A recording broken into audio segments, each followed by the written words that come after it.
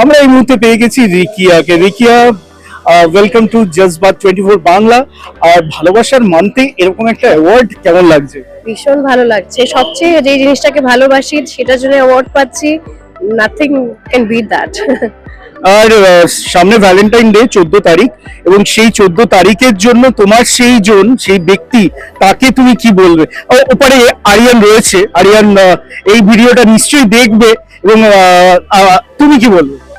আলাদা করে তো আমাদের কোনো দিনের মনে হয় প্রয়োজন নেই। না, ও আমাকে বলেছে আমি সেলিব্রেট করি না, মানে কি? এটাই আমি বলছি, আলাদা করে কোনো দিনের প্রয়োজন তো হয় না। সারা বছর একইভাবে ভালোবাসার মানুষদের ভালোবাসতে হয়, এবং সব থেকে যেটা ভালোবাসার সেটা নিয়েই আমরা সেদিন থাকবো, যেটা কাজ, আর কিছু না।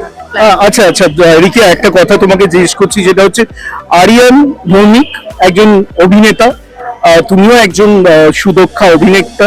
আরিয়ানের মধ্যে কি প্লাস পয়েন্ট দেখলে যেটা ওকে ভালোবাসে সত্যি যায়?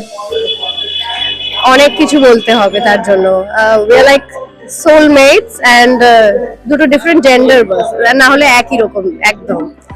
তো হ্যাঁ, আলাদা করে মানে কিছু বলার নেই। কাজ বলো, dedication towards his work, as a human being, as a friend, he is a wonderful person.